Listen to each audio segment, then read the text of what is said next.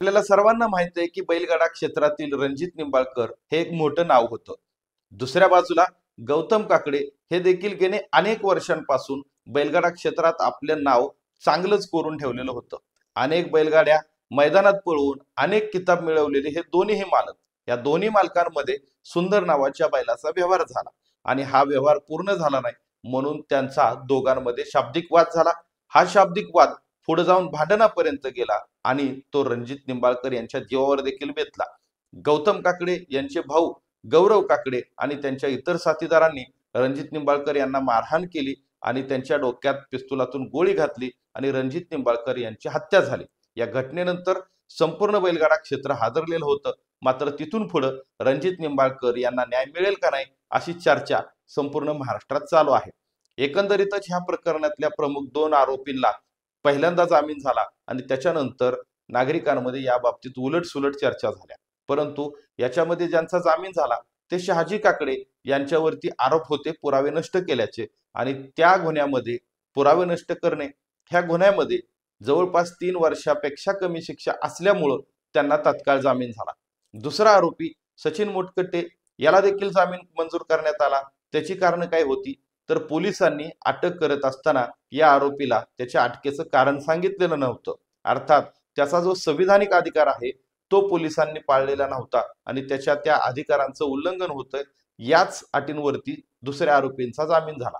आता याच दुसऱ्या आरोपीचा जामीन झाल्याच्या नंतर याच्यातला जो मुख्य आरोपी आहे अर्थात गौतम काकडे याला देखील जामीन होईल अशा प्रकारची सर्वत्र चर्चा सुरू झाली. मात्र बारामतीच्या न्यायालयामध्ये या गौतम काकडे यांच्या जामीन अर्जावरती युक्तिवाद सुरू झाला.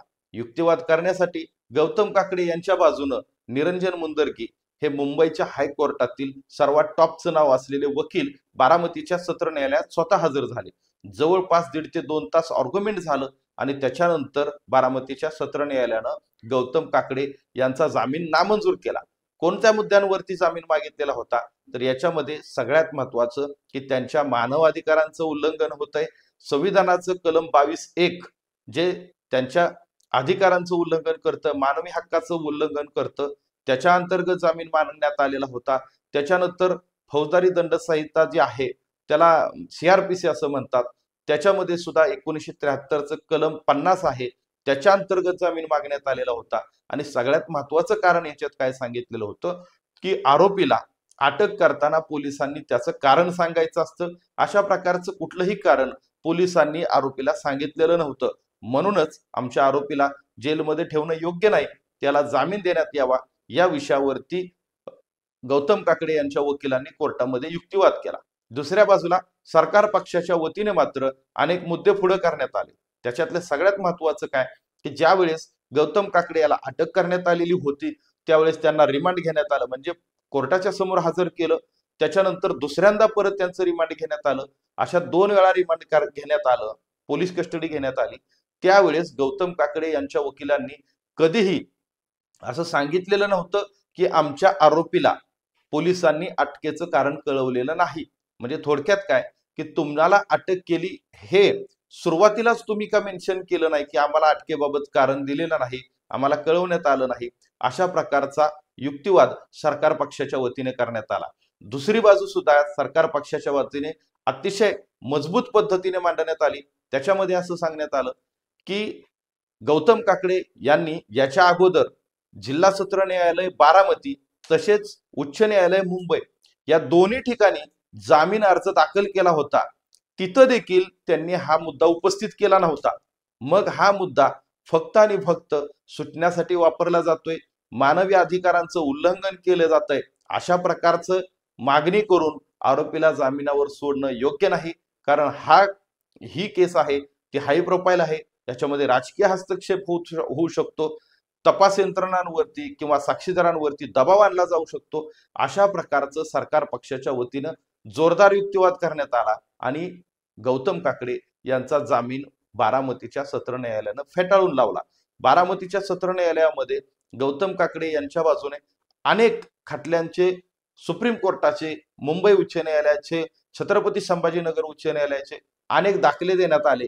मात्र ह्या सर्व दाखल्यांना कॉन्ट्रोवर्सी करत सरकारी पक्षानं मात्र सुद्धा तेवढ्याच पद्धतीनं की एवढ्या मोठ्या गंभीर गुन्ह्यामध्ये या आरोपीला अटक केली जाते हे सांगणं तितकंच गरजेचं आहे का, अशा पद्धतीचाही दावा सरकार पक्षाच्या वतीने करण्यात आला आणि एकंदरीतच आरोपी गौतम काकडे याचा जामीन आता मुंबई बारामतीच्या सत्र न्यायालयानं फेटाळून लावण्यात आलेला आहे।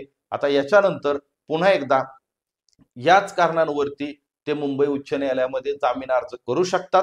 त्याच्यानंतर मुंबई उच्च न्यायालय याच्यात काय भूमिका घेतं हे पाहावं लागणार। जर गौतम काकडे यांचा आता मुंबई उच्च न्यायालयातला जामीन जर फेटाळला तर मात्र ह्या केसची संपूर्ण सुनावणी होईपर्यंत कदाचित त्यांना जामीन मिळण्याचे मार्ग बंद होऊ शकतात। याच्या अगोदर जामीन अर्ज ज्यावेळेस दाखल केलेला होता त्यावेळेस गौतम काकडे यांच्या वतीनं तो अर्ज मागे घेण्यात आलेला होता।